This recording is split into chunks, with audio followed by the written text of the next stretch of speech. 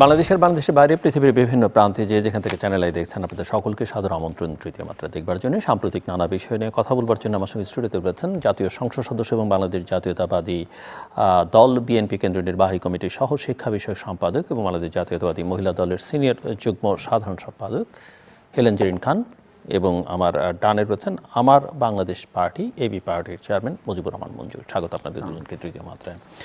Miss Helen Zerin খান, অনেকদিন পর আপনি তৃতীয় মাত্রায়, এবং সংসদের সম্ভবত 19 বছর 7 মাস 10 দিন পরে এবার সংসদে গিয়েছেন আপনি। সো কেমন লাগছে সংসদ?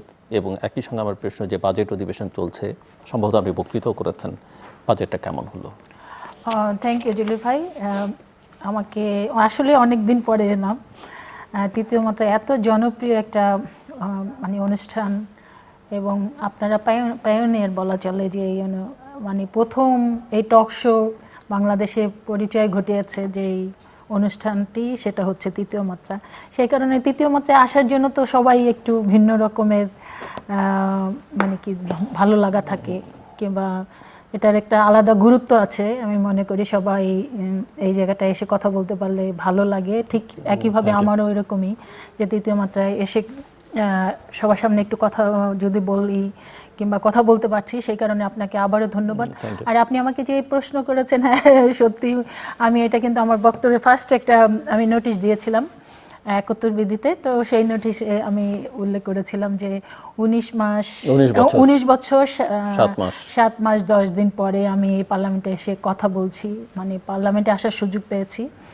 তো এটা একটা ভিন্ন রকমের অনুভূতি। এই 19 বছরের মধ্যে তো জানেনই যে আমাদের উপরে কত টর্চার গিয়েছে, আমাদের উপরে কত নির্যাতন গিয়েছে। আমার প্রিয় নেত্রী দেশনেত্রী বেগম খালেদা জিয়াকে হারিয়েছি। এই 19 মাসের মধ্যে আমার প্রিয় নেত্রীর কষ্ট দেখেছি, এবং সেটা তিনি আবার জাতিকে কিংবা তার নেতাকর্মীকে বুঝতে দেন নাই, সেটাও দেখেছি, খুব কাছে থেকেছি।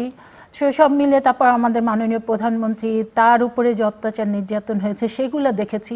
সব মিলিয়ে 19 মাসের একটা বিভীষিকা, 19 বছরের একটা বিভীষিকা মধ্যে গিয়েছি, এবং কখনো কখনো মনে হয়েছে যে এই যন্ত্রণা, এই কষ্ট, এই নির্যাতন, এইটার কি কোনো অবসান হবে না, এরকমও মনে হয়েছে কখনো কখনো। এবং কখনো কখনো মনে হতো যে আমার প্রিয় নেত্রী আবার কবে এদেশের মানুষের মানে সরাসরি ভোটের মাধ্যমে নির্বাচিত হবেন, আমার প্রিয় নেতা বর্তমান প্রধানমন্ত্রী তিনি কবে আবার বাংলাদেশে ফিরে আসবেন, এরকম তো এই বিষয়গুলো ছিল। তো এই সব কিছু পেরিয়ে আমরা একটা বাংলাদেশের মানুষের অসাধারণ একটা অবাধ সুষ্ঠু নিরপেক্ষ নির্বাচনের মধ্যে দিয়ে দলটি আবার 2/3 মেজরিটির চাইতে বেশি আসন নিয়ে এখন সরকার গঠন করেছে, এবং মাননীয় প্রধানমন্ত্রী দেশে ফিরে এসছেন। দেশে ফিরে এসে তার যে অসাধারণ বক্তব্য 25শে ডিসেম্বর, তার পরবর্তীতে নির্বাচনকালীন তার যে অ্যাক্টিভিটিস, পরবর্তীতে তিনি মাননীয় প্রধানমন্ত্রী হবার পরে জাতিকে তিনি যে প্রতিদিন এক একটা অসাধারণ মানে এক্সাম্পল মানে জাতির সামনে উপস্থাপন করছেন। তো সব মিলে খুবই ভালো লাগছে। আমরা তো ধরেন প্রথমত যে এই দলকে প্রচুর ভালোবাসি, এবং আমার বাবাও কিন্তু একটা মানে কি বলবো জাগদল থেকে কিন্তু এই বিএনপিতে মানে জাগদল থেকে তিনি, এবং আপনি ছাত্র জীবন থেকে ছাত্র রাজনীতি করেছেন। হ্যাঁ, দীর্ঘ বছর ছাত্র রাজনীতি থেকে একটা দীর্ঘ সময় এই দলের সাথে জড়িয়ে আছি। এই দলের কোনো কিছু ভালো কিছু করলেই কিন্তু সেটা আমার মনে হয় পৃথিবীর সবচেয়ে বেশি সুখ অনুভব করি। তো এই আমার দল এখন ক্ষমতায় আছে, এবং সেই পার্লামেন্টে আমি একজন সদস্য হতে পেরেছি। মাননীয় প্রধানমন্ত্রী 37 জন আমাদের মানে 36 জন আমাদের সংরক্ষিত আসনে গিয়েছে, তো 36 জনের একজন হতে পেরেছি। তো সেটার একটা তো ভিন্ন অনুভূতি আছে। যদিও আমি 2001-এ আপনি জানেন যে পার্লামেন্টে ছিলাম, এবং 2008-এ আমি সরাসরি নির্বাচনও করেছিলাম, আমাকে সরাসরি নমিনেশনও দেওয়া হয়েছিল। তো সব মিলিয়ে এবারে পার্লামেন্ট কিন্তু আমি বলবো যে 2001-এ যে আমি ছিলাম 11 মাসের মতো, সেই পার্লামেন্ট এবং এই পার্লামেন্টের মধ্যে একদম টোটালি ডিফারেন্ট বলা চলে। এটা একটা শান্ত, কাম এবং কোয়াইট মানে ধরেন বিরোধিতা আছে, কিন্তু সেটা যুক্তিসঙ্গত, এবং যতটা সম্ভব পক্ষ বিপক্ষ যুক্তির মধ্যে দিয়ে কিন্তু একে অপরের মানে সমস্যাগুলা কিংবা ধরেন জাতীয় সমস্যাগুলা এখানে পার্লামেন্টে আলোচনা হচ্ছে, এটা খুবই ভালো লাগছে। আরেকটা হলো যে এই পার্লামেন্টে দেখা যাচ্ছে বিরোধী দলকে ভীষণভাবে গুরুত্ব দেওয়া হচ্ছে। বিরোধী দল যখনই, এবং স্পিকার অসাধারণ, এবং ডেপুটি স্পিকার খুবই তরুণ। আমাদের সমসাময়িক দীর্ঘ বছর আমরা বলতে পারেন যে একত্রে রাজনীতি করেছি, তো সেই দিক থেকে আমাদের ডেপুটি স্পিকারও কিন্তু খুব অসাধারণ মানে করছে, নতুন হিসাবে কিন্তু খুবই ভালো করছে। আর স্পিকার তো আমি মনে করি যে মানে সে আমার মনে হয় বাংলাদেশের ইতিহাসে শ্রেষ্ঠ স্পিকার হয়ে যান কিনা, মানে তার এই কদিনেই কিন্তু তার ভূমিকা অসাধারণ। তো সব মিলিয়ে আমি বলবো যে এই পার্লামেন্ট একটা নতুন একভাবে আমি দেখছি। তো আমি আপনাকে প্রশ্ন করেছিলাম যে বাজেট অধিবেশন চলছে এবং বাজেট আপনি বক্তৃতাও করেছেন, কেমন বাজেট হলো। আমার মনে হয় ওই জায়গাটা একটু পরে আসি, কারণ মিস্টার মঞ্জু বসে আছেন অনেকক্ষণ ধরে। এই যে পার্লামেন্টকে কেমন দেখছেন এবারকার পার্লামেন্ট, মানে আগেকার অন্যান্য পার্লামেন্টের চেয়ে এই পার্লামেন্টের পার্থক্য? আমি বাজেটের আলোচনা একটু পরে আসি। ধন্যবাদ জিনু ভাই।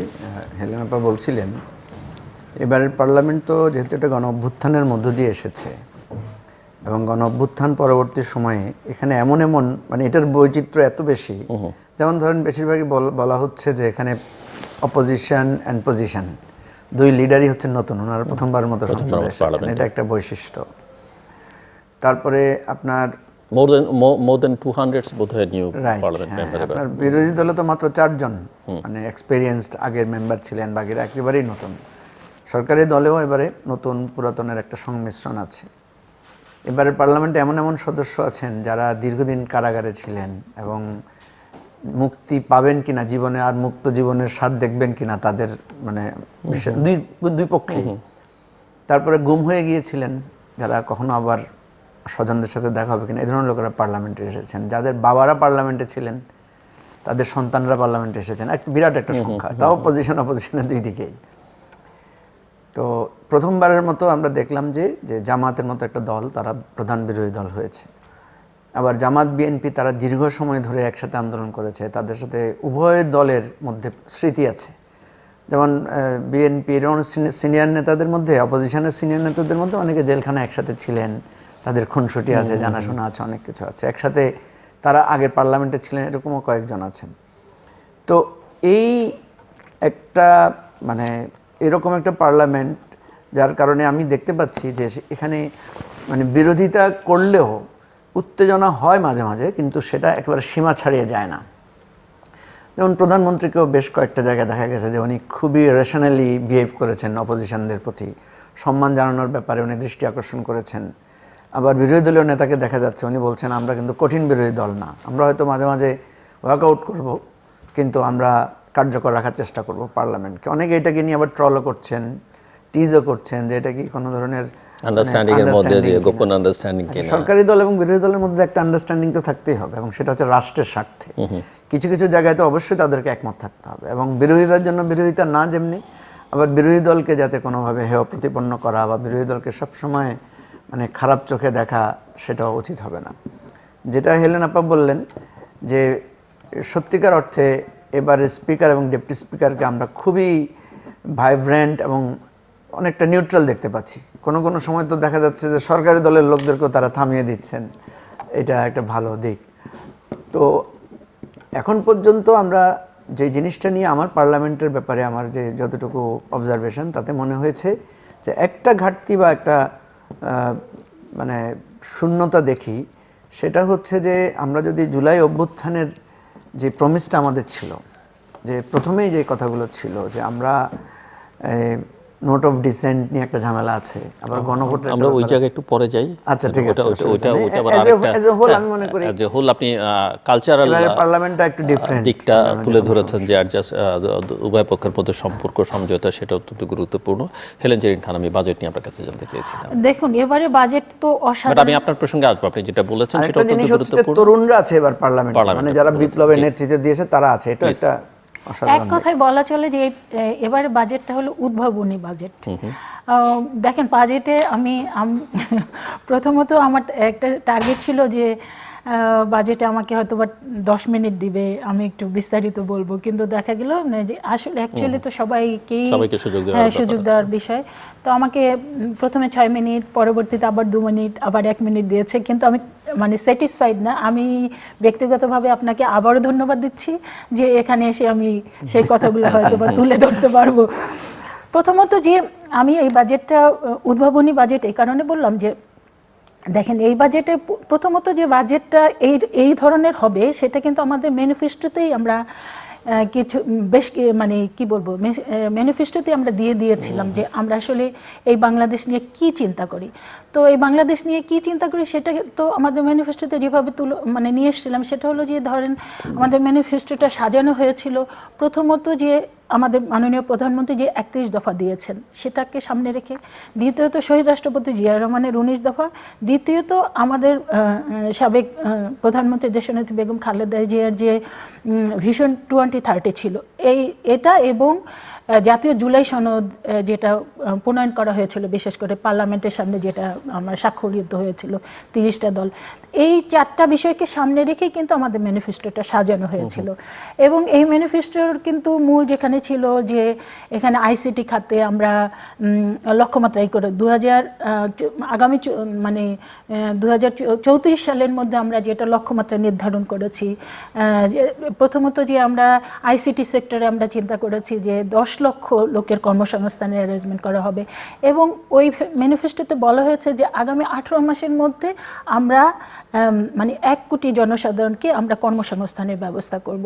এবং এখানে বলা হয়েছে যে স্টার্ট আপ মানে ফান্ড আমরা তহবিল আয়োজন করব। আমরা বলেছি যে 1 টিচার 1 ট্যাব মানে শিক্ষার ক্ষেত্রে যেটা করতে চেয়েছি আমরা তৃতীয় ভাষা মানে এখন হয়েছে কি সারা পৃথিবীতেই কিন্তু আপনি জানেন যে বিশেষ করে এই জায়গায় আমি বলতে চেয়েছিলাম যেটা যে তরুণদেরকে সামনে রেখে যেটা এখন এখানে আমি একটা গল্প বলেছিলাম যে গল্পটা এরকম যে দুজন মানে টিচার একটা বিশ্ববিখ্যাত ইউনিভার্সিটির টিচার, একজন হলো বাংলাদেশি বংশোদ্ভূত আরেকজন হলো ক্যানাডিয়ান বংশোদ্ভূত। তো বাংলাদেশি বংশোদ্ভূত টিচারের কাছে ক্যানাডিয়ান বংশোদ্ভূত টিচার বললেন যে আমি তোমার দেশে যাব। তা পরবর্তীতে বললো যে ঠিক আছে চলো, ভ্যাকেশনে বন্ধুকে নিয়ে আসলেন। আসার পরে বন্ধু ওই ক্যানাডিয়ান ফ্রেন্ড বললো যে আসলে তোমার দেশের সবচেয়ে গুরুত্বপূর্ণ সম্পদ কী সেটা আমি দেখতে চাই। তো সে কী করলো, পরের দিন সকালবেলা তাকে সদরঘাটে নিয়ে গেলেন। নিয়ে যাবার পরে সে মানে তোমার দেশে বলে তোমার দেশে এত লোক, বলে যে এটাই হলো আমার দেশের সবচেয়ে গুরুত্বপূর্ণ সম্পদ। দেখেন উন্নত দেশগুলোতে আমরা কিন্তু দেখি কি যে তাদের দেশে কিন্তু বিরাট একটা ক্রাইসিস এবং তারা একটা মেন্টাল হেডেকের মধ্যে আছে, সেটা হলো যে উন্নত দেশগুলোতে কিন্তু জনসংখ্যা ধীরে ধীরে কমে আসছে, তাদের নতুন প্রজন্ম কিন্তু আসছে না। তা আমার দেশের সবচেয়ে মূল সম্পদ হলো জনসংখ্যা এবং সেটার মধ্যে আমরা বলতে পারি 1/4 হলো আমাদের তরুণ জনগোষ্ঠী। তো এটাকে সামনে রেখেই এই বাজেটটা কিন্তু সাজানো হয়েছে। সেখানে আমরা দেখেছি যে এআই মানে স্মার্ট এআই সিটি করার কথা বলা হয়েছে। আমি ওখানে বলছিলাম যে স্মার্ট এআই সিটি যখন এআই কথা আসে তখন কিন্তু আমরা একটা মানে আমাদের মধ্যে একটা ভীতি কাজ করে। এই ভীতিটা কি ভীতি? সেটা হলো যে আমরা যেটা থেকে বট বাহিনী দ্বারা কিন্তু এখন বাংলাদেশের সবচেয়েতে মানে কি বলবো আতঙ্কের বিষয় হচ্ছে এই বট বাহিনী। সব মানুষ কিন্তু এটা দ্বারা আক্রান্ত হচ্ছে এবং যে কোনো সম্মানিত লোক যে কোনো সময় কিন্তু হ্যারাসমেন্ট হচ্ছে, তার আত্মমর্যাদা হানি হচ্ছে। তা আমি ওটাও কিন্তু প্রস্তাব রেখেছি। প্রথমত এআই সিটিটা যাতে ধরেন ঢাকার কাছাকাছি আমার মাদারীপুর, আমি বলেছি যে এআই সিটিটা যাতে মাদারীপুরে হয়, এটা একটা প্রস্তাব রেখেছে অর্থমন্ত্রীর কাছে, মাননীয় প্রধানমন্ত্রীর কাছে। দ্বিতীয়ত যে এর আগে দয়া করে এই বট বাহিনীর হাত থেকে যাতে আমরা মুক্তি পাই। আর তৃতীয় মানে আরেকটা ইম্পর্টেন্ট যে বাংলাদেশের অর্থনীতি আমি যেটা বলছি যে বাংলাদেশের অর্থনীতিটা আসলে 3টা বিষয়ের উপরে দাঁড়িয়ে আছে, 3টা স্তম্ভের উপরে। একটা হচ্ছে যে আপনার আরএমজি, আরেকটা হচ্ছে যে আপনার রেমিটেন্স, আর থার্ড হলো ভ্যাট। তো আরএমজি এবং রেমিটেন্স এই দুইটারই উদ্যোক্তা হচ্ছেন শহীদ রাষ্ট্রপতি জিয়া রহমান। আর ভ্যাট এটাও কিন্তু দেশনেত্রী বেগম খালেদা জিয়ার। আমি বললাম যে আরও 3টা আমাদের বর্তমান প্রধানমন্ত্রী এই বাংলাদেশের সামনে আরও 3টা স্তম্ভ দাঁড় করাবেন। তার একটা হলো যে ডিজিটাল রূপান্তর, দ্বিতীয় হলো সৃজনশীল অর্থনীতি, তৃতীয়টা হলো এআই নির্ভর বাংলাদেশ। তা আমি বলছি যে এইটাকে সামনে রেখেই এই বাজেটটা সাজানো হয়েছে। তো এই জায়গাতে আমি বলতে চাই যে আমরা যদি এই জায়গাগুলো ফোকাস করতে পারি, এবং দেখেন এই জায়গাগুলো করার জন্য আরও বেশ কিছু পদক্ষেপ নেওয়া হয়েছে। যেমন ধরেন যে এই কর্মসংস্থান যেটা আমরা বলেছি, কর্মসংস্থানের জন্য প্রত্যেকটা জেলা উপজেলায় মানে নতুন মানে অ্যারেঞ্জমেন্ট করা হবে, এবং সেখানে কি ব্যবস্থা রাখা হয়েছে দেশে বিদেশে মানে নতুন চাকরির জন্য যারা প্রত্যাশী তারা এই কর্মসংস্থান সেন্টারগুলোতে গিয়ে তারা কিন্তু জানতে পারবে। সেটা আপনার বাংলাদেশের বাইরে যারা আছে তাদেরও কিন্তু সেই অ্যারেঞ্জমেন্ট রাখা হয়েছে। আরেকটা দেখেন যে এই বাজেটে কিন্তু রাখা হয়েছে যে ব্রেন ড্রেন অথবা ব্রেন ড্রেন থেকে ব্রেন সার্কুলেশন, অর্থাৎ যে আপনার আগে কি হতো, বাংলাদেশের যে সমস্ত মেধাবীরা বিদেশে যায় এবং বিদেশে যারা ধরেন খুব ভালো অবস্থায় আছে, ভালো জব করছে, তাদের কিন্তু বাংলাদেশে ফিরিয়ে আনা যাচ্ছে না। কিন্তু এই বাজেটে কিন্তু রাখা হয়েছে যে সেই সমস্ত মেধাবী দক্ষদের কিন্তু আপনার আমরা কাজে লাগানোর জন্য তাদেরকে কিন্তু এই বাজেটে বলা হয়েছে যে আমাদের যে শিক্ষা এবং গবেষণায় তারা যাতে সুযোগ পায় সেই অ্যারেঞ্জমেন্টটা রাখা হবে। এইটা কিন্তু একটা যুগান্তকারী পদক্ষেপ। এই পদক্ষেপ কিন্তু আপনি দেখেন ভারত এবং তাইওয়ানে ফলো করে তারা কিন্তু বেশ সফলতা পেয়েছে। তো এইটা কিন্তু এই বাজেটে নিয়ে আসা হয়েছে। এই বাজেটে কি নিয়ে আছে, ইভি আমরা ইলেকট্রিক যে বাসের ভেহিকেলসের কথা বলছি। তো এইটা কিন্তু আপনি জানেন যে এখন কিন্তু সারা পৃথিবীতে বিশেষ করে উন্নত দেশে আমেরিকা তো পুরোপুরি ইলেকট্রিক মানে ভেহিকেলসের এসে ট্রান্সপোর্টের এই দিকে চলে গিয়েছে, এবং উন্নত দেশগুলো কিন্তু আস্তে আস্তে, কারণ তাহলে কিন্তু এই যে হরমুজ প্রণালী বলেন, এইসব বলেন, এই সমস্যাগুলো আগামীতে ফেস করতে হবে না। আরেকটা হলো যে পরিবেশ দূষণ থেকে আমরা মুক্তি পাচ্ছি, আমরা এই যে তেলের যে বিষয়গুলো আছে এই জায়গা থেকে মুক্তি পাবো, এই জায়গা জ্বালানি যে সংকট এই জায়গা থেকে কিন্তু এই জায়গাগুলো থেকেও মুক্তি পাবে। এই বিষয়গুলো কিন্তু এই বাজেটে নিয়ে আসা হয়েছে। আর আরেকটা বিষয় হলো নারীর ক্ষমতায়নের ব্যাপারে আমরা জানি দেশনেত্রী বেগম খালেদা জিয়া বলেন, তার তো একটা অসাধারণ তিনি পদক্ষেপ রেখে গিয়েছেন যেটা দেশে এবং বিদেশে এবং বাংলাদেশের। আজকে আমি বলবো যে নারীর যে অগ্রযাত্রা এবং নারী যে সামনের দিকে এগিয়ে এসছে শিক্ষায় কিংবা অন্যান্য ক্ষেত্রে, সেটার মানে মেইন ভূমিকা হলো দেশনেত্রী বেগম খালেদা জিয়ার। এই যে ম্যাট্রিক এবং ইন্টারমিডিয়েট পর্যন্ত তিনি যে বিনা বেতন এবং মানে উপবৃত্তির ব্যবস্থা করেছেন। আপনি দেখেন ইন্টারমিডিয়েট পর্যন্ত দেখবেন যে ছেলেদের চাইতে মেয়েরা বেশি, এরপরে কিন্তু ঝরে যাচ্ছে, কিন্তু মাননীয় প্রধানমন্ত্রী সেই জায়গায় কিন্তু অ্যাড্রেস করেছেন এবং দেখা যাচ্ছে যে ইন্টারমিডিয়েট ডিগ্রি পর্যন্ত ফ্রি করে দিয়েছেন। ইনশাল্লাহ নারীরা আরও সামনের দিকে এগিয়ে যাবে।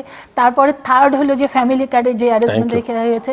এটা লাস্ট একটা যেটা বলতে চাই নারীদের ব্যাপারে, এটা আমি বলতে পারিনি, আপনার এখানে বলতে চাই। ঠিক আছে, মানে পিঙ্ক বাসের কথা বলা হয়েছে, যে নারীদের জন্য আলাদা করে বাস অ্যারেঞ্জমেন্ট করা হবে, সেটার নাম দেওয়া হয়েছে পিঙ্ক বাস। হ্যাঁ, তো আমি এই জায়গায় বলেছি যে পিঙ্ক বাস করেছে, এটা ভালো, খুব ভালো, কিন্তু আমি ওই জায়গায় যেতে চাই না। আমরা যেতে চাই ওই জায়গাটায় যে আমাদের জন্য মানে ওই বাস থাকবে যেই বাসে নারী পুরুষ গভীর রাতেও পাশাপাশি যেতে পারবে সম্মানের সহিত, মর্যাদার সহিত।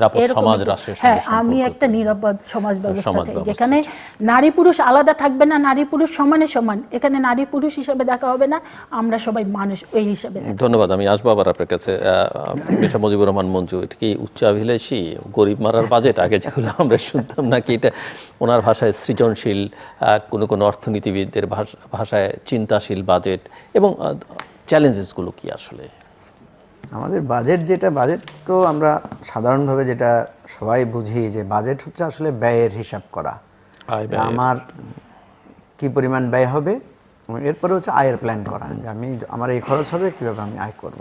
আমাদের দেশের তো একটা দুর্ভাগ্য, একটা তো হচ্ছে খরচ হবে, আরেকটা হচ্ছে খরচ আমি এটা করতে চাই, কারণ আপনি অনেক খাত আছে, আপনি খরচ করতে না চাইলে আপনি নাও রাখতে পারেন। আমার খরচেরও একটা দর্শন বা প্ল্যান এটার মধ্যে কাজ করে, কোথায় খরচ করব। এখন আমরা যেটা দেখছি যে অ্যাকচুয়ালি আমাদের এখানে 9,38,000 কোটি টাকা ব্যয়ের একটা পরিকল্পনা করা হয়েছে, যে আমার আগামী 1 বছর রাষ্ট্র পরিচালনার আমি এই 9,38,000 কোটি টাকা আমি ব্যয় করব। সো গুড, এই হিসাবে আমাদের মানে বাজেট অতীতের যে কোনো সময় চেয়ে অনেক বেশি টাকা বরাদ্দের পরিকল্পনা করা হয়েছে। আমরা বারবার দেখি, যেমন আপনি যদি দেখেন যে বিএনপি গতবার কি বলেছিল বাজেট প্রতিক্রিয়ায়, যে অন্তর্বর্তীকালীন সরকার যখন বাজেট দিয়েছিল, অন্তর্বর্তীকালীন সরকার কিন্তু বাজেট কমিয়ে দিয়েছিল আগের বছরের চাইতে। প্রতি বছরই এই বাজেট একটু একটু করে বাড়ে, কিন্তু ওনারা দেখা যাচ্ছে একটু কমিয়ে দিয়েছে কেন? কারণ ওনারা কিছুটা রিয়েলিস্টিক হওয়ার চেষ্টা করেছেন, জনপ্রিয় মুখী করার চেষ্টা করেন না। ওনারা চিন্তা করেছেন আমরা একটু আসল জায়গায় আসি। এখন আসল জায়গায় গিয়ে যেটা হয়, আমাদের আয়ের যে একটাই তো খাত, সেটা হচ্ছে আমাদের ট্যাক্স। তো ট্যাক্সে ওনারা প্ল্যান করেছেন 6,90,000 কোটি টাকা আয় করবেন, কিন্তু গত বছর আমাদের আয় হয়েছে কত? প্রায় 3-3.5 লাখ টাকার 3.5 লক্ষ কোটি টাকার মতো। এখন এই জায়গাটাতে নিয়েই বাজেটের ব্যাপারে প্রশ্ন, যেটা বিএনপি গতবার অন্তর্বর্তীকালীন সরকারের বিরুদ্ধে বলেছিল, যে বাজেট ঋণ নির্ভর এবং ঘাটতি নির্ভর বাজেট। ঘাটতি যদি না থাকতো ভালো হতো। এখন কথা তো হচ্ছে, হঠাৎ করে তো বিএনপি ঘাটতি থেকে বেরিয়ে আসতে পারবে না, বাট বিএনপির উচিত ছিল আস্তে আস্তে ঘাটতি কমিয়ে আনার কথা। কিন্তু দেখা গেল যে তারা প্রায় 2,48,000 কোটি টাকার একটা ঘাটতি বাজেট দিয়েছে। এই 2,48,000 কোটি টাকা কোত্থেকে আসবে? একটা হচ্ছে নিজস্ব ব্যাংক থেকে লোন, দেশের ভেতর থেকে, আর একটা হচ্ছে বাইরে থেকে ঋণ করা। ভেতর থেকে যদি আপনি ঋণ করে ফেলেন, তাইলে জনগণের কিন্তু আর ঋণ করার জায়গা কমে যাবে। স্পেশালি প্রাইভেট সেক্টরের বিনিয়োগ, আমরা যেটা বলছি মানুষকে, আমরা ওই যে উনি যেটা বললেন যে স্টার্ট আপকে আপনি দিবেন, নতুনদেরকে উদ্যোক্তাদেরকে দিবেন, তাহলে উদ্যোক্তাদের জায়গাটা কমে যাবে। অলরেডি আমাদের রাষ্ট্রের ঋণ আছে 21 লাখ কোটি টাকা, তার মধ্যে মাত্র 9 লাখ কোটি টাকা বৈদেশিক ঋণ, আর পুরো 12 কোটিটাই হচ্ছে আমাদের আভ্যন্তরীণ ঋণ। এখন বিদেশ থেকে যে আপনি ঋণ আনবেন, বিদেশে আপনি অলরেডি 9 লক্ষ কোটি টাকার ঋণ আছে এবং সেগুলোর কিস্তি আপনার ম্যাচিউর হয়ে যাচ্ছে এর মধ্যে। তার মানে আবার এই 9,38,000 কোটি টাকার মধ্যে প্রায় 1 লক্ষ কোটি টাকার মতো আপনাকে ঋণই পরিশোধ করতে হতে পারে, এমন একটা পরিস্থিতি তৈরি হয়েছে। এখন তার মানে কি? তার মানে হচ্ছে যে আমরা যদি অ্যাজ এ হোল দেখি, আমরা বাজেটটাকে খুব সুস্থ দেখব না। আমরা ওই বাজেটটাকে সুস্থ বলবো যে আমার আয় আর ব্যয় যদি কাছাকাছি থাকে, সমান থাকে। তাহলে আমি যদি থিওরিটিক্যালি দেখি, এই বাজেটটা ঋণ নির্ভর এবং এটা একটা ঘাটতি বাজেট, এটা যেটা আমরা সবসময় সমালোচনা করি। আমাদের সব বাজেটে অবশ্য ঘাটতি থাকে। বিএনপি যেটা সমালোচনা করেছিল, যেটা অন্তর্বর্তীকালীন সরকার, ইন্টারিম গভর্নমেন্ট মানে টেকনোক্রেটদের গভর্নমেন্ট আর একটা পলিটিক্যাল গভর্নমেন্টের মধ্যে তো আবার পার্থক্য আছে। তাহলে দেখা যাচ্ছে বিএনপির সেই সমালোচনাটাকেই যদি আমি বিএনপির কাছে দেই, তাহলে একই শব্দ দাঁড়াবে যে বিএনপি একটা ঘাটতি নির্ভর, একটা ঋণ নির্ভর বাজেট করেছে। ওয়েল, এখন যদি সত্যিকার অর্থে সে 6,90,000 কোটি টাকার আপনার ট্যাক্স আদায় করতে পারে, আমি এনবিআর এর চেয়ারম্যানের সাথে কথা বলেছি, আমি ওনার কাছ থেকে খুব হোপফুল কোনো রিটার্ন পাইনি। কারণ ওনারা বলছেন যে আমরা তো অনেক চেষ্টা করেও এটা পারি নাই, 3 লাখ 3.5 লাখের বেশি। তবে আপনি একটা জানেন জিলু ভাই, আপনি বাস্তব সমাজের অবস্থাটা আমরা দেখি, আমরা যারা ট্যাক্স পেয়ার, আমরা তো ছোটোখাটো ট্যাক্স পে করি, যারা বড় ধরনের ট্যাক্স পেয়ার, আমরা অনেক জায়গায় দেখি যে ট্যাক্স যা দেই আমরা, এর বাইরে একটা টাকা আমরা খরচ করি। সেটা হতে পারে আইনজীবীদের পেছনে, কখনো কখনো সেটা দুর্নীতির খাতেও খরচ হয়। অর্থাৎ ট্যাক্স যারা কালেক্টর, তাদেরকে ঘুষ টুস দিয়ে অনেকে কি করে, আপনার ট্যাক্স ম্যানেজ করে। তার মানে কি? তার মানে আমরা যারা ট্যাক্স পেয়ার, আমরা কিন্তু ট্যাক্স বেশি পে করছি। ধরুন আমি যদি 1.5 লাখ টাকা ট্যাক্স পে করি, বা আমি যদি 50,000 টাকা ট্যাক্স পে করি, আরও 50,000 টাকা হয়তো দেখা যাচ্ছে এটা অন্য খাতে আমি দিয়ে দিচ্ছি। তার মানে জনগণের হাত থেকে কিন্তু টাকাটা যাচ্ছে, কিন্তু রাষ্ট্রের খাতে জমা হচ্ছে না। তাহলে আমি খুশি হব অর্থমন্ত্রীর বা অর্থ পরিকল্পনা মন্ত্রীর সবার কাছে, বা বিএনপির কাছে, যে তারা যদি সত্যিকার অর্থে এই জায়গাটা গুরুত্ব দেন, যে মানুষের পকেট থেকে টাকাটা আসছে, টাকাটা যাতে আমাদের রাষ্ট্রীয় ভাণ্ডারে জমা হয়। সেই বিবেচনায় আমি মনে করি 6,90,000 কোটি টাকার ট্যাক্স আদায় করা সম্ভব, এবং কোনো কোনো ক্ষেত্রে আমার ধারণা আরও বেশি করা সম্ভব। এখন এবার আসেন ব্যয়ের জায়গা থেকে। আমি ধন্যবাদ জানাই যে ব্যয়ের জায়গা থেকে, যেমন নিত্যপণ্যের মূল্য ওনারা বাড়ান নাই, ওনারা রিনিউয়েবল এনার্জির ব্যাপারটাকে গুরুত্ব দিয়েছেন, আইটি সেক্টরের দিকে গুরুত্ব দিয়েছেন। ব্যয়ের জায়গাটা হচ্ছে কি, ব্যয়ের জায়গাটায় আমার যেটা চিন্তা, সেটা হচ্ছে আমাদের তো একটা 5 ইয়ার্স প্ল্যান থাকে, আমাদের তো একটা মাস্টার প্ল্যান থাকে রাষ্ট্রের, তাই না? কোথায় মেগা প্রজেক্ট, কোথায় ছোট প্রজেক্ট। আমাদের ব্যয়ের জায়গাটার ক্ষেত্রে খেয়াল রাখতে হবে যে আমাদের দুর্নীতি চুরিটা হচ্ছে কিনা। আপনি দেখেছেন যে আমাদের 1 লাখ কোটি টাকা অলরেডি পাচার হয়ে গেছে গত বছর। তো আমার বাজেটই হলো 7 লাখ কোটি টাকার, 1 লাখ কোটি টাকা যদি পাচার হয়ে যায়, তারপরে যদি আপনার ট্যাক্স অনাদায় থাকে, তাহলে তো আমার অর্থনীতি বারবারই দুর্বলতার মধ্যে পড়বে। সেক্ষেত্রে বিএনপির কাছে যেটা আমাদের প্রত্যাশা থাকবে, যে আপনি একটা বাজেট দিয়েছেন, বাজেটে অনেক সুন্দর সুন্দর কথা থাকবে, বাজেটে অনেক ভালো ভালো প্ল্যান থাকবে, এটা তো অসুবিধা নেই। আমরা ফ্যামিলি যদি বাজেট করি, চলো এবার কক্সবাজার যাব, একবার আমরা একটু ওমরা করে আসবো, আমরা একটু সিঙ্গাপুর ট্যুরে যাব, এই খাওয়া দাওয়া হবে, এটা করব সেটা করব, বাসায় এটা কিনবো সেটা কিনবো, বলা তো সুন্দর যায়, কিন্তু দিন শেষে আমি সেই আমার আর্থিক অবস্থানটা শক্তিশালী হচ্ছে কিনা। আমি যেটা থ্রেট দেখি, একটা তো বললাম ট্যাক্স আদায়ের একটা থ্রেট আছে, আর একটা থ্রেট হচ্ছে এই যে উন্নয়ন বাবদ যে ব্যয়টা আছে, উন্নয়ন বাবদ ব্যয়ের জায়গাটায় দুর্নীতি হচ্ছে কিনা, অযথা ব্যয় হচ্ছে কিনা। আপনি দেখেছেন যে সংসদ সদস্যদেরকে 50 কোটি টাকা করে বরাদ্দের একটা খবর কয়েকদিন আগে পেয়েছি। তো সেই খবরের ব্যাপারেও কিন্তু প্রতিক্রিয়া হয়েছে, কারণ তৃণমূল পর্যায়ে উন্নয়ন কার্যক্রমটা করার কথা আপনার লোকাল গভর্নমেন্টের লোকাল নির্বাচিত প্রতিনিধিরা। এখন এমপিদেরকে আমরা চেয়েছিলাম ওনারা আইন প্রণয়নে ভূমিকা রাখবেন। ওনারা যখন স্থানীয়ভাবে উন্নয়ন বরাদ্দ, উন্নয়ন তদারকি, উন্নয়ন সরাসরি করতে যান, তখন দেখা যায় যে মানুষের এমনিতে আমাদের এমপিরা অনেক মানে অস্বস্তি বোধ করেন যে আমরা এলাকায় গেলে বিচার আচার করতে হয়, আমরা এলাকায় গেলে এটা সেটা নানা বাইরের কাজ করতে হয়। আমরা এই সংস্কারটা করতে পারি নাই। আমরা চেয়েছিলাম যে এমপিরা আইন প্রণয়ন, তদারকি, জবাবদিহিতা জায়গাটা কাজ করবে। এমপি অবশ্যই উন্নয়নের ব্যাপারে কথা বলবেন, উন্নয়নের ব্যাপারে খোঁজ খবর নেবেন, কিন্তু সেটা হবে পলিসি লেভেলে, এক্সিকিউশন লেভেলে না। কিন্তু আমরা দেখতে পাচ্ছি যে সেই একই জায়গায় আবার আমরা চলে যাচ্ছি, এবং এটাতে দেখা যাবে যে আমরা ভয় পাচ্ছি যেটা, যে এই বাজেটে উন্নয়ন বাজেট যেটা রাখা হয়েছে, এবং বাজেট যখন বেশি রাখা হয় তখন দেখা যায় দুর্নীতিটাও বেশি হয়। বিএনপি যদি দুর্নীতি চেক দিতে পারে, এটা হয়তো বাজেটের থিওরিটিক্যাল বাইরের কথা। আপনি বলছেন আশঙ্কা করছেন যে দুর্নীতিতে ওনারা খরচটা যদি কমানো যায়, দুর্নীতিটা যদি কমানো যায়, ট্যাক্সটা যদি বাড়ানো যায়, যেই পলিসিগুলো নেওয়া হয়েছে, আমি মোরলেস পলিসির সাথে আমি খুব বেশি খরচের ব্যাপারে দ্বিমত করি না। কিছু কিছু জায়গায় দ্বিমত আছে, সে ফর এক্সাম্পল ধরেন এক্সামশনটা যদি আরেকটু বেশি দেওয়া যেত ভালো হতো, শিক্ষা স্বাস্থ্যে বরাদ্দের জায়গাটা টু দ্য পয়েন্ট হতে পারত, শিক্ষা গবেষণার জন্য আপনার বরাদ্দটা কম রাখা হয়েছে, এই নানা ধরনের টেকনিক্যাল হয়তো ইস্যু আছে। কিন্তু বেশি মানে থ্রেটটা হচ্ছে মোটা দাগে কয়েকটা, একটা হচ্ছে ঋণ, একটা হচ্ছে ঘাটতি, একটা হচ্ছে ট্যাক্স আদায়ের অনাদায়ের ভয়, আর একটা হচ্ছে উন্নয়ন ব্যয়। কারণ আপনি জানেন যে আমাদের জ্বালানি সংকট ভয়াবহ। মঞ্জু ভাই শেষের যে বিষয়গুলো বললেন ওইটার সাথে আমি সম্পূর্ণ একমত। সত্যি কথা যে বাংলাদেশে তো আমরা দেখেছি যে বিগত যে সরকারটি ছিল মাফিয়া সরকার, তাদের কিন্তু বছরে 75,000 কোটি টাকা মানে দেশ থেকে পাচার হয়ে যেত। এবারের যে সরকারটি এসছে, আমিও মনে করি যে তার প্রথম অন্যতম প্রধান কাজ হওয়া উচিত যে দুর্নীতিকে সম্পূর্ণভাবে লাগাম টেনে ধরা। বাংলাদেশকে দুর্নীতিমুক্ত করতেই হবে, এর বিকল্প কিছু নেই। এখানে এই জায়গায় কোনো রকমের কম্প্রোমাইজ করা, কোনো রকমের আপোষ করা, কাউকে কোনো ছাড় দেওয়া, আমার মনে হয় সেটা মানে করা যাবে না। এবং আমি যতদূর জানি মাননীয় প্রধানমন্ত্রী ইতিমধ্যেই বাংলাদেশের মানুষ তার যে সাধারণ জীবনযাপন এবং তার যে স্যাক্রিফাইস, ইতিমধ্যে সে প্রত্যেকটা দিনই আমি মনে করি সে একটা এক্সাম্পল সৃষ্টি করছেন। তো সে ব্যক্তিগতভাবে যেমন করছেন সেটা একদম তার দলের আমি মনে করি তৃণমূল পর্যায় পর্যন্ত এটা ছড়িয়ে দিতে হবে, প্রত্যেককেই তাকে অনুসরণ করতে হবে, ওইভাবেই চলতে হবে।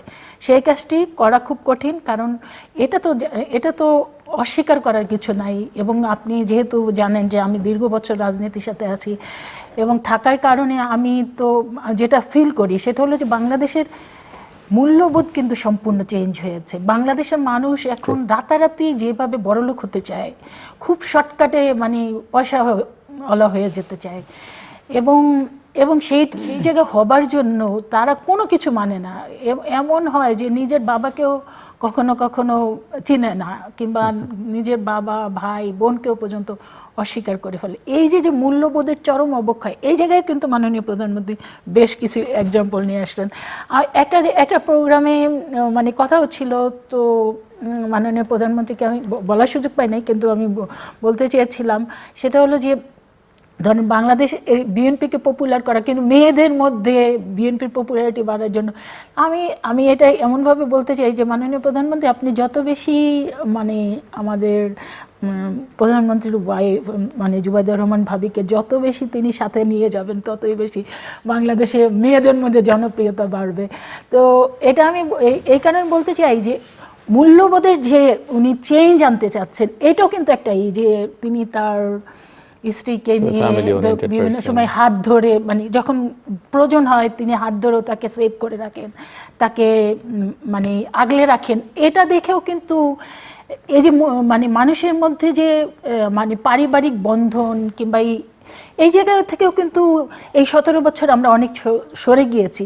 তা আমি মনে করি যে এই যে রাতারাতি বড়লোক হওয়ার টেন্ডেন্সি, এই জায়গা থেকে মানুষকে সরিয়ে আনতে হবে। মানে আমাদের মানে ওই জায়গাটা নিয়ে আসতে হবে যে সততার বিকল্প কিছু নাই, সত্য ন্যায়ের বাইরে কিছু নাই, এই পথ দিয়েই আমাদের হাঁটতে হবে। তো সেই জায়গাটা আনা কঠিন, কিন্তু নিয়ে আসতে হবে। আরেকটা বলেছেন যে ট্যাক্স বাংলাদেশে, এটা তো সত্যি, বড়লোক যারা বেশি যারা বড়লোক তারাই সবচেয়ে বেশি কর ফাঁকি দেয়।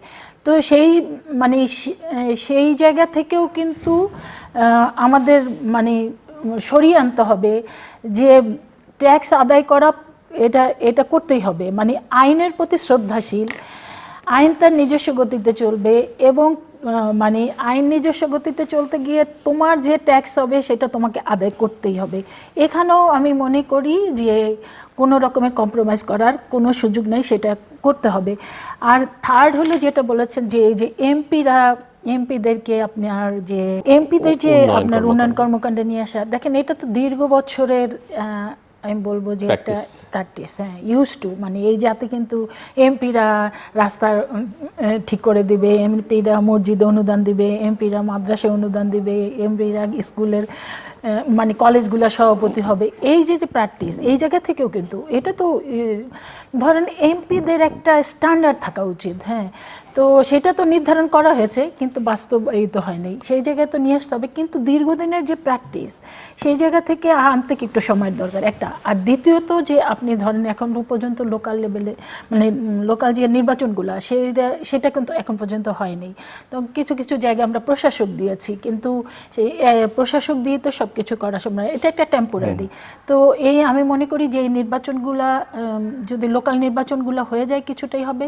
থার্ড হলো যে আপনার এটা একটা এমন হতে পারে যে 5 বছর মানে ধরেন অবাধ সুষ্ঠু নিরপেক্ষ নির্বাচন কন্টিনিউ যদি হতে থাকে, আবার যদি ব্যত্যয় না ঘটে, কন্টিনিউ হতে থাকে, তাহলে আমরা আমাদের কিন্তু আমরা যদি মনে করি যে অনেকে মানে যেটা দেখি যে বিরোধী দলের পক্ষ থেকে যে ধরনের বক্তব্যগুলো আসে, সেটা হয় কি যে 5 বছর 10 বছর পরে যে আমরা যেই ধরনের বক্তব্য দিয়েছি, তারা এই মানে কি বলবো 1 মাস থেকেই শুরু করে দিয়েছে ওটা।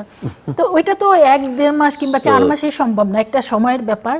তা আমি মনে করি যে আমাদের এই যে বক্তব্যগুলো এগুলো জারি রাখতে হবে। তো এই যে এখন তো ক্ষমতায় আপনার এই যে 5 বছর পর যেন একটা ভালো নির্বাচন হয় এবং বাংলাদেশে একটা নিরপেক্ষ নির্বাচন হয়, তার একটা পার্মানেন্ট ব্যবস্থা, কোনো কিছু পার্মানেন্ট না, বাট আপনারা ক্ষমতায় থাকাকালীন সেটা করবেন কি না? ডেফিনেটলি এটার বিকল্প কিছু নাই। ধরেন আমরা তো দেখেছি মানে যারা জোর করে ক্ষমতায় থাকতে চায় তাদের কি করুণ পরিণতি, সেটা দেখেও আমার মনে হয় না যে আর কেউ আগামীতে এমন কিছু করার চেষ্টা করবে যে ওই পথ দিয়ে হাঁটতে হবে। কাজেই যত বেশি স্বচ্ছ থাকতে পারবে, দেখেন আমাদের দল কিন্তু সবসময় চায় যে বিরোধী দল যৌক্তিক সমালোচনা করুক, এবং যৌক্তিক সমালোচনার মধ্যে দিয়ে সরকারে যারা থাকে তারা কিন্তু ভুল মানে তাদের ভুল হবেই। তো এই ভুলগুলা বিরোধী দল যত যৌক্তিক সমালোচনা করবে তত কিন্তু আমরা এই ভুলগুলা মানে আমাদের চোখে লাগবে, এবং আমরা কিন্তু শুদ্ধ হওয়ার চেষ্টা করব। অযৌক্তিক সমালোচনা করলে আপনাদের একটু সহ্য করবেন, অযৌক্তিক সমালোচনা করলে কি হবে জানেন, করবেন, পাল্টা বক্তব্য দিবেন, যুক্তি দিবেন, সেটা দিব। কিন্তু অযৌক্তিক সমালোচনা করলে কি হয় জানেন, যখন মানে যৌক্তিক সমালোচনা করে তখন মনে হয় কি এই অযৌক্তিক সমালোচনাটাই করছে।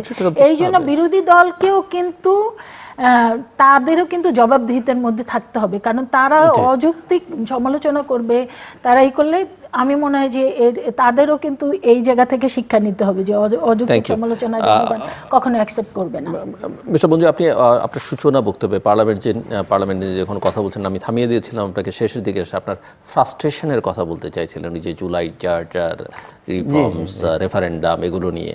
সো আপনি সেখান থেকে শুরু করতে পারেন। এবারের মানে আপনার পার্লামেন্টটাকে কেন বলা হচ্ছে যে এটা একটা প্রত্যাশার পার্লামেন্ট, কারণ এখানে একটা আপনি দেখেছেন বিএনপির সেলিং পয়েন্ট কী ছিল ইলেকশনে, 31 দফা। আমাদের আন্দোলনেরও সেলিং পয়েন্ট ছিল 31 দফা, এবং এই নির্বাচনের আগে আমরা একটা কর্মযজ্ঞ করেছি, যে কর্মযজ্ঞটাকে আমরা বলছি যে একটা জুলাই চার্টার তৈরি করেছি, সংসদ ভবনের সামনে দাঁড়িয়ে সবাই স্বাক্ষর করেছি। অর্থাৎ মানুষের মধ্যে একটা প্রত্যাশা জাগ্রত হয়েছে যে আগামী দিনটা একটা নতুন দিন হবে, আগামী দিনের পার্লামেন্টটা একটা নতুন ধরনের পার্লামেন্ট হবে, এবং অ্যাজ ওয়েল এজ শুরুটাও সেভাবে হয়েছে। আপনি দেখেন প্রাইম মিনিস্টার 3 জন নেতার বাসায় গিয়েছেন, leader of the opposition, chief হুইপের বাসায় গিয়েছেন, এবং আরেকটা দলের যারা হয়তো পার্লামেন্টে ভালো হবে না তাদের বাসায় গিয়েছে। সূচনাটা কত সুন্দর, মানুষের প্রত্যাশাটা কত জায়গায় ছিল। সেই জায়গায় প্রথম ধাক্কাটা এসেছে যখন দেখা গেল যে গণভোটের যে রায় বাস্তবায়ন নিয়েই অনেকগুলো বিতর্ক তৈরি হয়েছে, যে বলা হচ্ছে যে এটা একটা প্রতারণার দলিল, রাষ্ট্রপতির অর্ডারটা বৈধ না, জুলাই সনদের কিছু জিনিস পরিবর্তন করে ফেলা হয়েছে। বেসিক জায়গাটা কোথায়? বেসিক জায়গাটা হচ্ছে জুলাই সনদে দুটো ভাগ আছে। একটা ভাগে আমরা সবাই একমত হয়েছি, আর একটা ভাগে বিএনপি নোট অফ ডিসেন্ট দিয়েছে। নোট অফ ডিসেন্ট যে সমস্ত বিষয় দিয়েছে সেগুলো ছিল ফান্ডামেন্টাল ইস্যু। এখন বিএনপি যদি নোট অফ ডিসেন্ট দেয়, নোট অফ ডিসেন্টের দুইটা প্রকৃতি থাকে। একটা হচ্ছে আমি আমার আপত্তিটা জানালাম, কিন্তু সংখ্যাগরিষ্ঠের সিদ্ধান্তেই যেটা হবে সেটা হবে। তো এখানে যেহেতু আমরা অনেকগুলো দল ছিলাম, আমরা এখানে সংখ্যাগরিষ্ঠ হিসাব করলে কিন্তু বেশিরভাগ দলই বিএনপির নোট অফ ডিসেন্ট কিন্তু টিকার কথা না। কিন্তু বিএনপি বলেছে, নোট অফ ডিসেন্টটার একটা ব্যাখ্যা দিয়েছে, সে বলেছে এটা যদি আমরা যদি জনগণের রায় পাই তাহলে আমরা আমাদের মতো করে কি করব, বাস্তবায়ন করব। এই জায়গাটায় আপনি দেখবেন যেহেতু সকলের কাছে মনে হয়েছে যে বিএনপি যদি ক্ষমতায় আসে তাহলে বিএনপি এগুলো করবে না, অর্থাৎ বিএনপি যেহেতু নোট অফ ডিসেন্ট দিয়েছে, কারণ নোট অফ ডিসেন্ট সরানোর জন্য আমরা যথেষ্ট বিএনপিকে বোঝানোর চেষ্টা করেছি, নানাভাবে চাপ প্রয়োগ করে বুঝিয়ে, যেটার কারণে দেখা গেল যে আমরা একটা গণভোটের আয়োজন করতে বাধ্য হলাম, যে আমরা এই রাজনৈতিক দলের লোকেরাই তো সারা রাষ্ট্র না, রাষ্ট্রের নাগরিকদের কাছে আমরা সেটা নিয়ে যাব। এবং সেখানে আপনি দেখবেন যে গণভোটের যে কোশ্চেনগুলো দেওয়া হয়েছে সেখানে কিন্তু রাষ্ট্রপতির আদেশ, সেখানে কিন্তু আমাদের এই যে উচ্চকক্ষের বিএনপি যেটাতে নোট অফ ডিসেন্ট দিয়েছিল সেখানে বলা হয়েছে উচ্চকক্ষে আপনি এভাবে আমরা চাই, তত্ত্বাবধায়ক সরকার ব্যবস্থাটা এভাবে আমরা চাই, মানে প্রাতিষ্ঠানিক নিয়োগগুলো যে 4টা বা 5টা সাংবিধানিক প্রতিষ্ঠান আছে তাদের নিয়োগটা আমরা এভাবে চাই, এই কথাগুলো দিয়ে গণভোট চাওয়া হয়েছে। বিএনপি এই গণভোটের সাথে এগ্রি করেছে। এখন দেখেন গণভোট সবসময় এটা নিয়ে বিতর্ক থাকবে, কারণ কেউ গণভোট বুঝবে, কেউ বুঝবে না, এক এক রকমের কথা এসেছে। ফাইনালি এগুলো নিয়ে কিন্তু প্রচারণা মানে মিডিয়াতে আলোচনা প্রচুর হয়েছে। গণভোটে প্রায় 68+ প্রায় 70% মতো মানুষ হ্যাঁ পক্ষে ভোট দিয়েছে, এবং বিএনপিরও কিন্তু বিএনপি চেয়ারপারসনও কিন্তু হ্যাঁ ভোটে দেওয়ার জন্য এক ধরনের ক্যাম্পেইন করেছেন।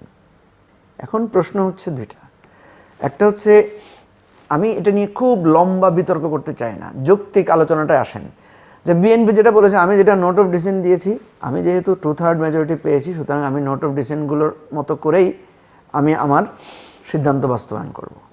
আমাদের যুক্তি হচ্ছে যেহেতু আপনি নোট অফ ডিসেন্ট দেওয়ার পরও একটা গণভোট হয়েছে, এবং সেই গণভোটে এটা পরিষ্কার যে বিএনপির লোকেরাও অনেকে কিন্তু হ্যাঁ এর পক্ষে ভোট দিয়েছে, অর্থাৎ তারাও চায় যে এই কনস্টিটিউশনাল এই চেঞ্জগুলো হোক।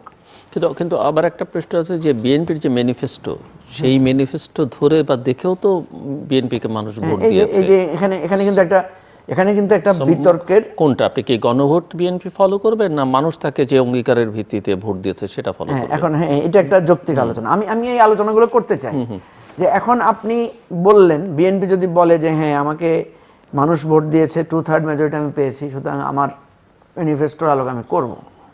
আমাদের বক্তব্য হচ্ছে আপনি ম্যানিফেস্টো দিয়েছেন, একই সাথে আবার একটা গণভোটও হয়েছে এই প্রসঙ্গে, সুতরাং এখানে জনগণ একটা রায় দিয়েছে 70%। আপনাকে কিন্তু ওই 2/3 ভোট দিয়েছে 52% বা 53%, আর গণভোটে দিয়েছে 70%।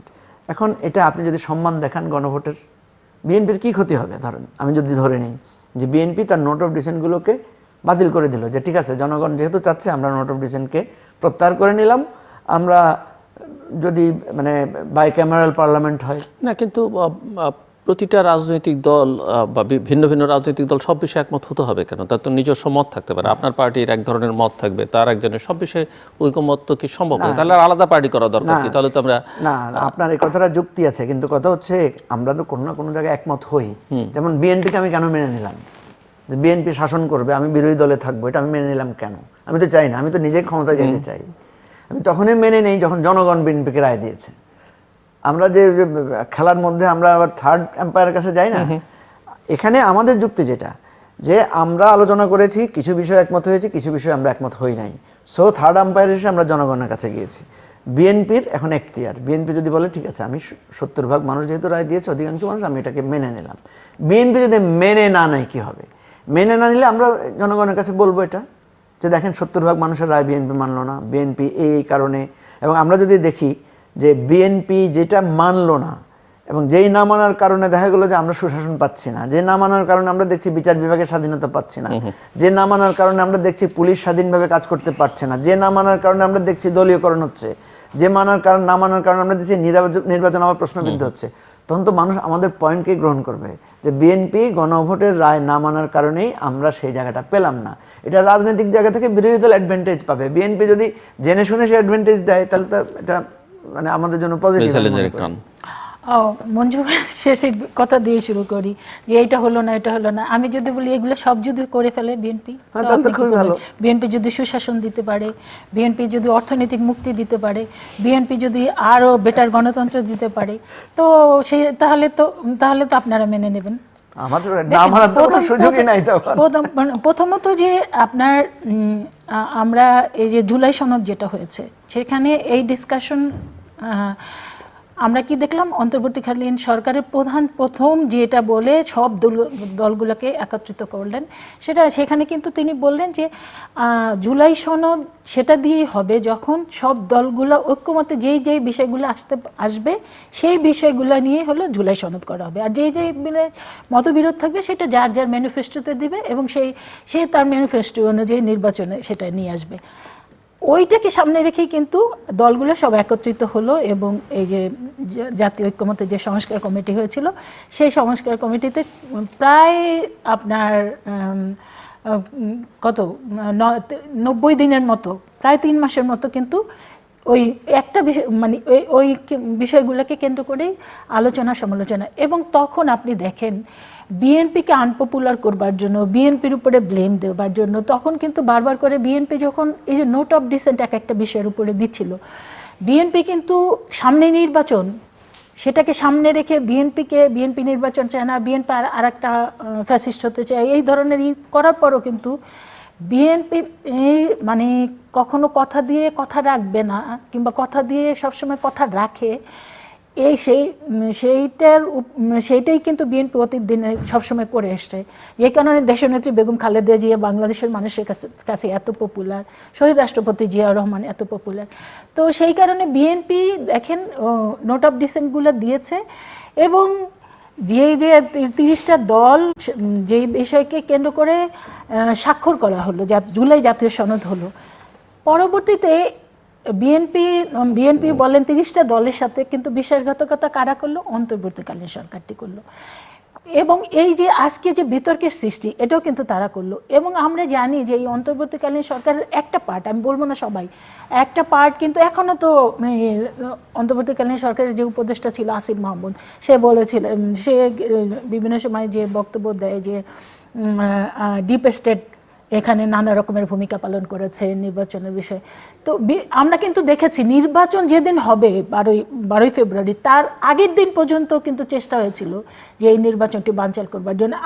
আপনার কিন্তু আমি বিভিন্ন টক শো এবং আপনি যে ইউটিউবে যে বক্তব্যগুলো রেখেছেন, আপনার বক্তব্য থেকেও কিন্তু বারবার করে সতর্ক করা হয়েছিল যে আপনি নির্বাচনটি দেখছেন না। আমরাও কিন্তু একই যে নির্বাচনটা বানচাল করবার জন্য নানা রকমের ষড়যন্ত্র কিন্তু হয়েছিল।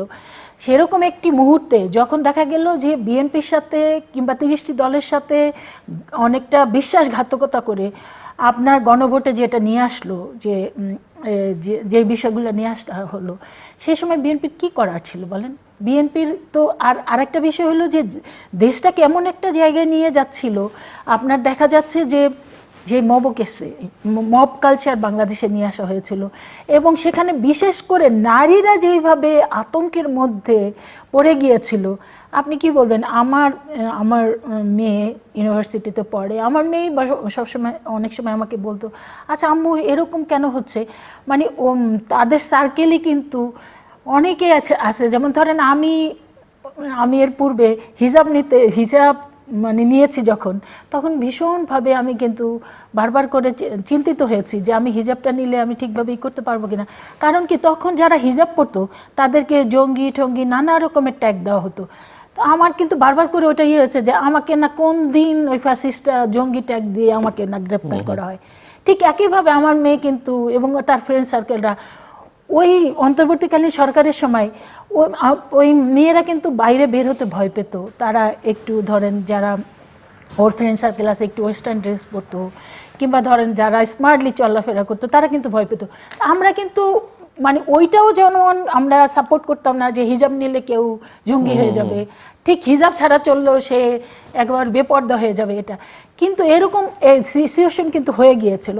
তো আরেকটা হলো যে আপনার বাংলাদেশে যেটা ওই অন্তর্বর্তীকালীন সরকারের সময় যেই ধরনের হয়েছিল অর্থনৈতিক চরম অবস্থা, আপনার ব্যবসা বাণিজ্যের চরম অবস্থা, মানে বাংলাদেশটা এমন একটা ভয়ঙ্কর অবস্থায় নিয়ে যাওয়া হচ্ছিল যে কোনো সময় আমাদের বিদেশি শক্তি যে কোনো অবস্থা, বিশেষ করে পার্শ্ববর্তী দেশ আপনার তারা যে ধরনের বক্তৃতা বিবৃতি দিচ্ছিল, তো সেরকম একটা অবস্থার মধ্যে একটা দেশপ্রেমিক একটা দল, যে দলটার আপনার এটা তো নির্বাচনের মধ্যে দিয়ে এই জাতি প্রমাণই পেয়েছে যে কতটা পপুলার একটি দল, তো সেই দলটি এবং দীর্ঘ 17 বছর যারা গণতন্ত্রের জন্য আন্দোলন সংগ্রাম করেছে তাদের সামনে নির্বাচনের বিকল্প কী ছিল? তো নির্বাচনকে সামনে রেখে তারা কিন্তু সেই সময় এই ভূমিকাটা নিয়েছিল যে গণভোটের বিপক্ষে যায় নাই। কিন্তু আমাদের ম্যানিফেস্টোতে তো আমরা দিয়েছি, যেটা আপনি আপনার বক্তব্যে বলেছেন, তো আমাদের ম্যানিফেস্টোতে যেটা দিয়েছি সেটা তো এই জাতি গ্রহণ করেছে এবং সেই অনুযায়ী তো আমরা ভোট পেয়েছি। কাজেই আমি মনে করি যে এইটা নিয়ে নতুনভাবে বিতর্ক করার কিছু নাই। তারপর আমি যৌক্তিক বিতর্ক করুক এবং এই বিতর্কের মধ্যে দিয়ে আলোচনা, এবং আপনি জানেন যে পার্লামেন্টে কিন্তু ইতিমধ্যেই একটা কমিটির জন্য আহ্বান জানানো হয়েছে বিরোধী দলকে, এবং সেই বিরোধী দল সেটাতে কিন্তু এখন পর্যন্ত সাড়া দেন নাই। তো আমার আহ্বান থাকবে যে তারা সাড়া দিবেন এবং যে কয়টি বিষয় নিয়ে নতুনভাবে বিতর্ক করছে সেই বিষয়গুলো, যেমন ধরেন এই যে স্বাধীন বিচারালয় কিংবা আপনার বিচার বিভাগীয় যে আলাদা সেক্রেটারিয়েট করা, এই বিষয়গুলো, কিংবা গুম কমিশন, মানবাধিকার কমিশন, এই বিষয়গুলো, দুর্নীতি দমন কমিশন, এই বিষয়গুলোর একটা সমাধান হয়ে যাবে এবং এর ভিতর দিয়েই আমরা যে কাঙ্ক্ষিত জুলাই সনদ কিংবা বলেন কিংবা এই যে দীর্ঘ 17 বছর এবং পরবর্তীতে এই যে 36 দিনে যে জীবন দেওয়া হলো, সেই তাদের প্রতি শ্রদ্ধা জানিয়ে আমরা নতুন বাংলাদেশ যে করতে চাচ্ছি সেই বাংলাদেশ আমরা গড়তে। So final round, mister Manju, closing remarks 5 minute আপনার। যেটা মনে করি যে বিএনপি যে পজিশনটা নিয়েছে ক্লিয়ার, বিএনপি তার যেই নোট অফ ডিসেন্টগুলো দিয়েছে সেগুলো সেখানে স্থির থাকবে। আমাদের যে যুক্তিটা ছিল যে এই সংস্কারটা যদি না করা হয় তাহলে যেটা হবে, যেমন বিএনপি এখন সংশোধন করতে চাচ্ছে, অষ্টাদশ সংশোধনী বা করে একবার সবগুলো সংশোধনী করবে। আমরা অতীতে দেখেছি সংশোধনী হাইকোর্টেও বাতিল হয়ে গেছে অনেক সময়। আপনি জানেন যে সরকার বদলালে কোর্ট বদলে যায়, আইন বদলে যায়, রায় বদলে যায়, অনেক কিছু হয় আমাদের দেশে। সুতরাং আমরা আশঙ্কা করছি যে বিএনপি বিষয়টাকে যে হালকাভাবে নিচ্ছে, কারণ এখানে আপনি জানেন যে একটা বিষয়, ওই যে যখন জুলাই চার্টার আপনারা স্বাক্ষর করলেন তারপরে এটাকে যখন অফিসিয়ালি প্রকাশ করা হলো তখন কিন্তু বিএনপি বলেছে যে তাদের সঙ্গে প্রতারণা করা হয়েছে, বিশ্বাসঘাতকতা করা হয়েছে। এখানে আসলে আমি আপনাকে বিষয়টা বলি যে ওই যে আমি আপনাকে বললাম যে একটা যৌক্তিক জায়গা, যে সিদ্ধান্তটা কিসের ভিত্তিতে হবে। যে কোনো মিটিংয়ে, আপনি তো অনেক মিটিং পরিচালনা করেন, জানেন, অনেক বড় বড় প্রতিষ্ঠান, আপনি ডিসিশন মেকিং প্রসেসের সাথে থাকেন। ডিসিশন মেকিংয়ের প্রসেসই হচ্ছে যে সবাই মিলে আলোচনা হবে, নোট অফ ডিসেন্ট কেউ দিতে পারে, এটা তার রাইট, কিন্তু ডিসিশন হবে অধিকাংশের মতে। অধিকাংশের মতে সিদ্ধান্তগুলো হয়েছে, সেগুলো জুলাই চার্টারে লেখা হয়েছে। বিএনপি বলল যে না, আমাদের যে নোট অফ ডিসেন্ট ছিল এবং ওই যে কথা ছিল যে আমরা ক্ষমতায় গেলে ওইটা লিখতে হবে, ঠিক আছে, এটাকেই বিএনপি প্রতারণা আকারে বলেছে যে আমরা আমাদের কথাগুলো আসে নাই। পরে কিন্তু বিএনপিটাই কারেক্ট করে বিএনপি ওইটাই দিয়েছে।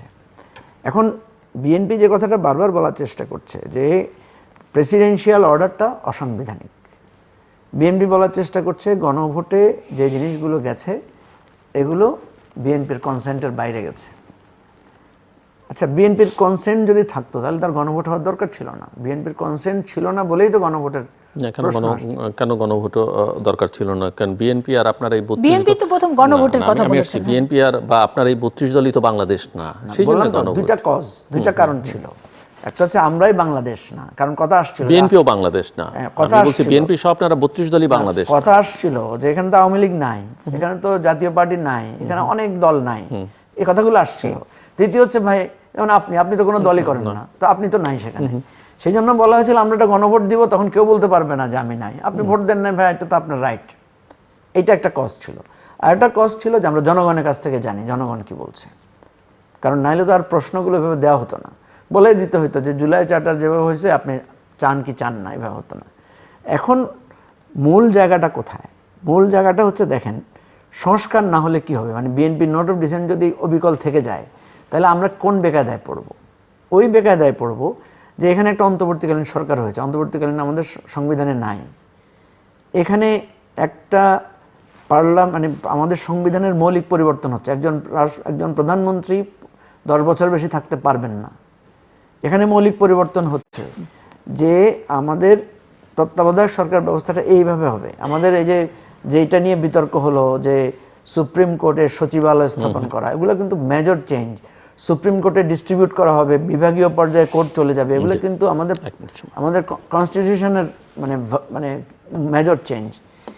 এই জন্যই আমরা বলেছিলাম একটা সংস্কার পরিষদ হোক, সংস্কার পরিষদ আলাদাভাবে এটা করবে, এবং এটা যেহেতু গণভোটের মধ্য দিয়ে হয়েছে, এটাকে বদলাতে হলে আমার গণভোট লাগবে। ঠিক আছে, এখন বিএনপি সংশোধনের দিকে যাচ্ছে, তো সংশোধনের দিকে দিলে যেটা হবে, এটার ভিত্তি দুর্বল হবে। এগুলো অনেক আলোচনা আগে হয়ে গেছে, এক্সপার্টরাও এই মতামত দিয়েছেন। এখন আমি আশঙ্কা করছি দুটো। একটা হচ্ছে যেটা আপা বলেছেন, আমি আপার সাথে একমত, যে বিএনপি যদি সুশাসন দিয়ে ফেলে, বিএনপি যদি দেশ ভালো শাসন দেয়, তাহলে তো ভাই মানুষ সংবিধান তো বুঝবে না, মানুষ তো দেখবে যে তার দিনকাল ভালো যাচ্ছে, দরকার নাই। যখন তার দেখবে দিনকাল ভালো যাচ্ছে না, তখন আপনি পদ্মা ব্রিজ 10টা বানাইলেও মানুষের লাভ হবে না, যেটা আওয়ামী লীগ করেছিল, যে সে উন্নয়ন করে দিয়ে ভাবছে গণতন্ত্র দিব না, ভোট দিব না। এই জায়গা থেকে আমি দেখছি যে বিএনপি গণভোটের রায় বাস্তবায়ন করে নাই, এবং বিএনপির ভবিষ্যতে যে অর্থনৈতিক চ্যালেঞ্জ আছে, বিএনপি সুশাসন দিতে পারবে না বলে আমরা আশঙ্কা করছি। যদি বিএনপি করে ফেলতে পারে কোনো অসুবিধা নেই, কিন্তু আমরাও বারবার এটা বলবো যে বিএনপি গণভোটের রায় বাস্তবায়ন করে নাই, এবং নোট অফ ডিসেন্টগুলো দিয়ে তারা জনগণের মানে চিন্তাটাকে তারা অবমূল্যায়ন করে। দেখুন, প্রথমত যে জুলাই সনদের সবচেয়ে দেখবেন যে বিরোধী দল সব কথা বলবেন, হ্যাঁ সব কথা বলবেন, কিন্তু ওখানে কিন্তু একটা জায়গায় ছিল যেটা সত্যিকার অর্থে আমি ব্যক্তিগতভাবে ওই জন্য ক্ষতিগ্রস্ত হয়েছি আমি বলবো। কারণ আমরা দীর্ঘ বছর রাজনীতি করেছি, এবং ছাত্র রাজনীতি থেকে উঠে আসা, 2008-এ নমিনেশন পেয়েছি, একেও কিন্তু পেয়েছিলাম, পরবর্তীতে আমাকে চেঞ্জ করে তারপরে সরাসরি সংরক্ষিত আসন নিয়ে আসা হয়েছে।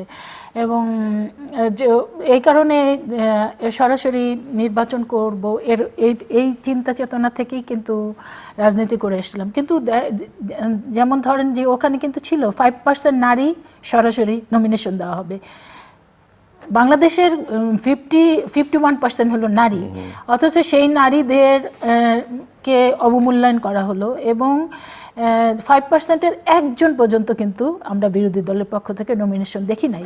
এবং আমাদের হয়েছে কি, মাফিয়াদের অনেক ধরনের আমরা সমালোচনা করব, তাদের ব্যাপারে সবসময় আমরা মানে কি বলবো, কঠোর ভাষায় কথা বলবো, নিন্দা জানাবো।